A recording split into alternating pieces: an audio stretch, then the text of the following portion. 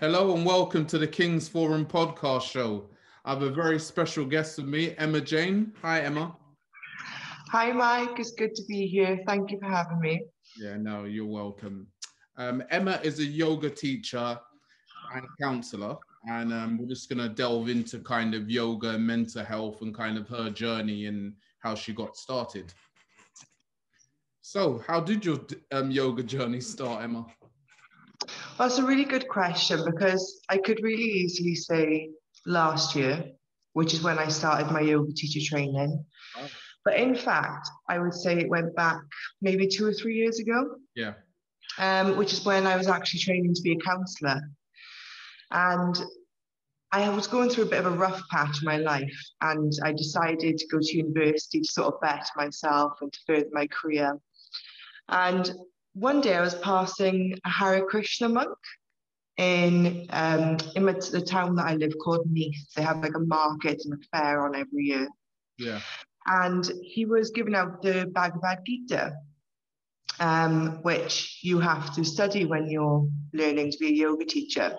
Okay. So I always used to, give freely to like charity and, homeless people. If I saw homeless people on the street, it would just be a thing that I would just do.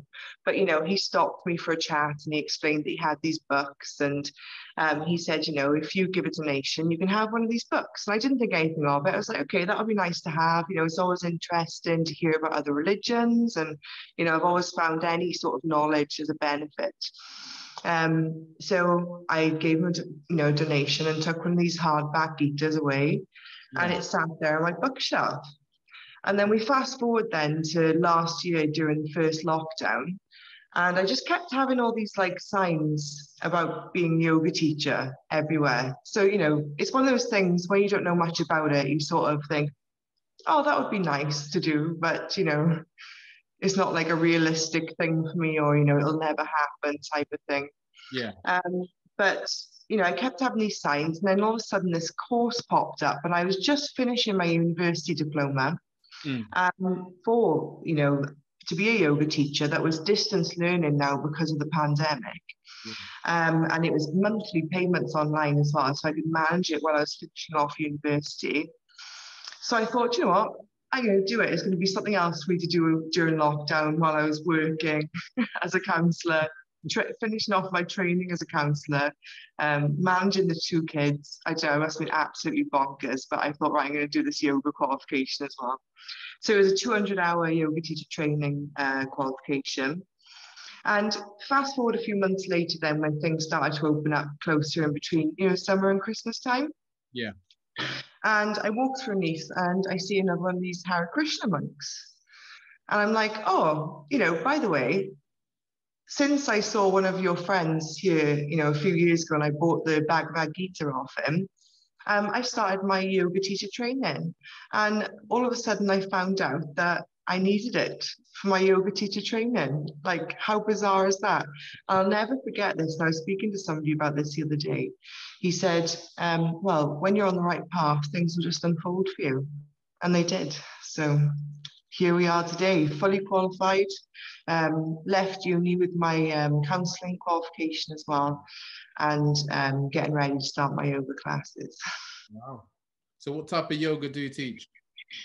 Vinyasa is my primary practice, because that's what I did with my yoga teacher training.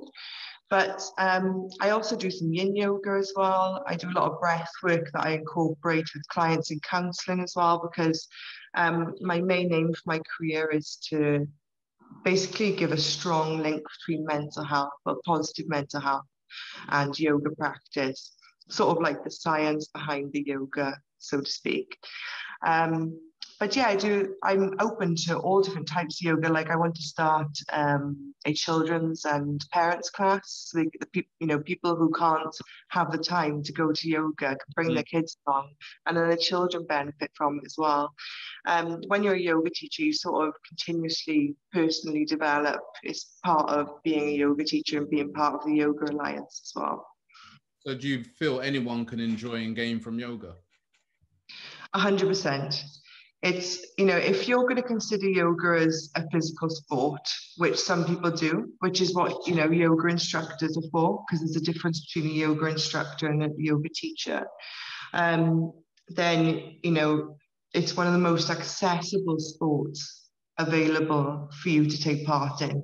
So physically accessible, from disabilities to mental health issues, you will be accommodated in yoga. There's so many adjustments and so many things that can be done to make yoga comfortable for the individual. And, that's the main thing. Everybody is so different, and an individual approach in anything is important. But then even if you want to delve further into the spirituality of yoga, and, you want to go deeper into your practice, again, people could benefit it from, in many different ways in regards to mental health, getting through life with a positive sort of outlook. Something that I've been working on recently, actually, is about the link between yoga and calming anxiety, which I've put up a little bit of video about recently. There's just so many things that yoga could help with, but there's yoga. The teachings of yoga teach you to end suffering within yourself, and the teachings of mental health teach you to end the sufferings within yourself and within others. So, if you want to end any sort of suffering, sort of physical suffering, mental suffering, then jump on board, jump on the yoga train. So what has yoga done for you as a person? I would love to say, well, I'm not going to say I'd love to say, I could sit here and say, oh my God, it's turned my life completely around career-wise. I'm suddenly making all this money off it, and, I've got this hot new bod that I absolutely adore, and, these Instagram followers or whatever. But that is absolutely not true. The biggest things that I have gained from yoga is to learn to be compassionate to myself. And to others, mainly because I thought I was a compassionate person, but I didn't realize my limitations within my own compassion. And learning, that, whether you're religious or not, or spiritual or not, and I don't count myself as a religious person or a, particularly spiritual person. I do have my places in spirituality and religion, but, I'm no devout person.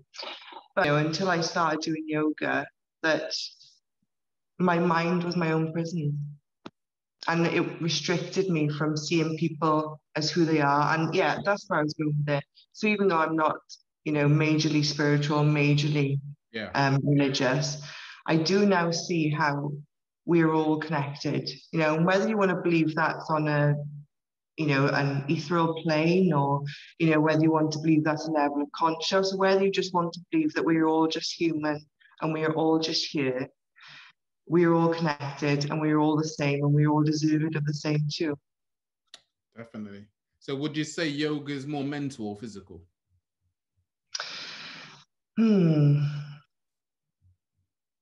I'd like to say mental. If we're going to go into in-depth yoga, I would definitely say mental. I mean, the asana, which is the physical side of yoga, so, yoga poses and, moving through the flow of yoga through asana, that's only a small part of yoga lifestyle, yogic lifestyle. You've got Ayurveda, which is sort of like the ancient Indian medicinal side of yoga. You've got the spirituality that comes with yoga, but then also you've got, the chakras, your prana, your energy. You've got, all your sub-bodies and stuff like that. That's all so much more involved than just the asana. The asana, the physical side of it, is just a practice to center your mind, to be ready to absorb the mental side of it. Okay. Cool. So how do you think yoga really helps with your mental health, or improve it, should I say? So I think, mindfulness is a big thing now. And one of the big things I've seen in yoga is the, abundance of mindfulness. So being present, being here, being now, but also being accepting of everything as it is right now too. And if we think about for anxiety or depression or any sort of mental suffering where we're sort of, our inner voice is telling us what to think about and how we think, it's all because we have expectations of a reality that doesn't exist. So instead of looking at what's directly in front of us right now and accepting it for what it is, it's our own perception of it that causes that suffering. And that's what yogic teachings are about, you know, about stepping away from what we perceive or what we expect and looking at things exactly as they are right now. And I think that's how it would massively help somebody with that grounding, that mindfulness, and that, you know, being able to clutch onto actual reality, you know, especially if somebody's going through psychosis and stuff like that. It can really help those type of things too. So yeah, I think that plays a big part in it. But then, you know, the other thing that comes to mindfulness is the calmness, the stillness, and the ability to accept oneself, which, you know, helps with a range of things like, you know, eating disorders, body dysmorphic disorder, borderline personality disorder. You know, it can help build relationships with, you know, the compassion that you develop, and the compassion for yourself, which is much needed for a healthy relationship. Cool. So do you believe yoga is an alternative of healing and medicine? I wouldn't say it's an alternative, as in you'd either have to have one or the other. I think that, you know, back when Ayurveda, which is yogic medicine, begun, you know, there wasn't any of the sort of modern Western medicine that, you know, I have used throughout my life or that we use today even existed. In fact, much of the teaching, much of the science is, you know, very much the same, but it's just drawn out differently from these two different cultures. So there's no sort of one or without the other because it's all sort of the same. It was just a really interesting fact is that the yogis, you know, going back, and the Buddhist monks going back a long, long time ago, were the first people to ever undertake an autopsy. Because they wanted to learn about ailments and illnesses and what effects they had in the body and how they could resolve them. So, you know, there's a lot of science that backs, you know, Ayurvedic sort of medicine. So I think whatever's best for you and whatever fits what's going on for you is what you should choose. I don't think there should be one or the other alternative. Cool. So is there a link between yoga and Hinduism? Well, there is a link with yoga and religion, and not just Hinduism, but other religions also. But because I'm not religious, I wouldn't like to delve too much into that because it wouldn't be fair to say from my perspective, you know, the links when I'm not part of that religion or when I haven't had enough experience with the religions either. But there definitely are links between yoga and religion, and some of it is quite, and I don't know if many people would have heard this sort of concept, but open religion. So there's an open religion with yoga where, you know, you don't sort of, you aren't fixed to one deity or, you know, to one group of people, but you just have this belief that something exists more than what you know of, and you have this faith. And it's where a lot of the manifestation yoga comes from, is that belief, you know, that faith that there is something more than that is just ourselves that exists. So is yoga a way of life or more of a way to exercise and meditate? That is completely dependent on the individual. I think once you start getting into yoga, though, it's hard for it not to start snowballing down into a way of life. I think lots of people, you know, when I started doing the course last year, and it got, you know, it doesn't even seem that long ago, does it, last year? It's just crazy. You know, when I started doing the course last year, I was just, you know, this would be great for my body, you know, it'll be great for my mind, you know, some meditation, it'll be great for, you know, my career. But, you know, I didn't really, until I started studying it and learning more about it, I really didn't understand the depth of how it would affect me. So I think when you start, you know, practicing yoga more and more and more, and you start getting involved with the yoga community, it's hard for that not to rub off because it just feels so good, you know. So talk to me about one-step counselling. One-step counselling is my baby. So going back to when I qualified as a level 4 counsellor, I started one-step counselling as a trainee counsellor. So you're qualified to counsel, but when you're going through accreditation, you're still counted as a trainee counsellor, because I was still in university because I was going for my level 6 initially, but I left with my level 5 in the end. And I started one-step counselling against the advice of many people as a low-cost and accessible counselling service. And initially, the reasons that I started it were to give counselling to more people that couldn't afford it or couldn't access it, but also because I was told that at the time I needed to work, and so this is what I was qualified to do, so I had to work, so I went into work. And from there, just sort of, much like the monk said, about, you know, when you're on the right path, it unfolds in front of you. Everything did unfold in front of me, and I continued on in uni while I started One Step. And now, you know, I've got the practice, and, you know, I've left with my diploma, and I'm going into psychology in September as well to further my studies. You know, I furthered my studies in different CPDs, you know, like ecotherapy, polyvagal theory, and other bits that have really broadened my knowledge as a counsellor to help my clients. And, you know, one-step counselling, I just see it as something that could be so much more than what it is, but it's already come so far in that short amount of time.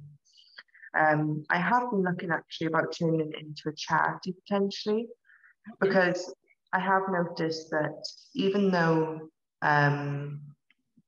it's a low-cost counselling service, that people still can't afford it because it's not free. And, you know, mental health support should be free. Yeah. And, you know, if I wasn't here on my own, you know, doing this as a job, you know, I would 100% be doing it for free. You know, and I do volunteer counselling elsewhere as well. But, you know, this is my job. So I've thought about turning it into a charity so I can provide the people who can't afford it at all, instead of turning them away or trying to do little fundraisers, which I have done here and there to fund their counselling. Sounds like a good idea. Yeah, to try and just, you know, get even more people to be able to access it, because, you know, mental health is health, and, you know, the funding for it is very small, far between at the moment. Cool. So, talk about this lovely sash you're wearing.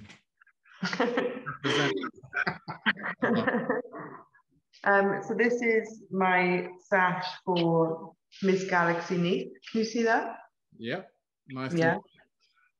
Shiny. Yeah. What is that all about? So it's a pageant called UK Galaxy Pageant. Okay. So I've just been given a regional title. So it means that I've been awarded the title for my area. And it means that I'll be going into the final in November for the UK. Wow, good luck. Competition, yeah. So I don't really expect much from it. I don't want to expect much from it, I guess. But apart from to raise a lot of money for the great charity that I support called the Christie, which is a cancer charity, okay. To meet some awesome people along the way like yourself. Thank you. And to have a great experience with a load of lovely girls, you know, in a hotel somewhere, and just have a silly time, especially after the last year that we've had. But I know I'm quite different to most people who enter pageants because my piercings, my tattoos, and, you know, I'm like a curvy size 12 and stuff. But I think that, you know, as I said in my announcement post, it goes to show, you know, how pageantry is like that inclusive, you know, more inclusive than people think it is, and the way it's perceived. And also, you know, I want to champion it. I want to champion that sort of diversity. Definitely. Definitely. So what's the contact details for the charity and the pageant? Can anyone get involved with and see kind of results and what have you? Yeah, so I've got an Instagram that I've set up specifically for the pageant called Ms. Galaxy 2021, ironically. And I set up a Facebook page as well, which is again Miss Galaxy 2021. So people can have a look on there, which I'll put the links to the charity Just Giving that I've started. And I am going to be doing a sponsored fast soon. Okay. So yeah, watch that space. I'll be raising money doing that fast. And you can follow all the updates for any sort of like appearances if you're interested or that I'll be doing there. And what other social platforms can people find you on, Emma? I'm on LinkedIn as myself. I am on Instagram as well as the Mental Health Yogi and as One Step Counselling. And I'm also on Facebook as the Mental Health Yogi and as One Step Counselling as well, because obviously they're all different specific things. Cool. I'll put all that information in the description so people can get a hold of it easily. Thank you. Hopefully support your cause and the charity for cancer, and and follow you, and it might get you some more clients, Emma. Oh, thank you. I appreciate that. No problem. I just want to say a big thank you to coming on the show and sharing your truth with us and your story. It was very informative. Thank you very much. I just want to say thank you for having me. It's been great chatting to somebody, about this. I'm sorry if I bored you at any point with my technicalities. But yeah, it's been a pleasure. I've been watching some of your podcasts for a while, and I really respect what you're doing. And yeah, you're great at what you do. So keep going, please, Mike. I will. Thank you very much, Emma. See you later. No problem. Bye-bye.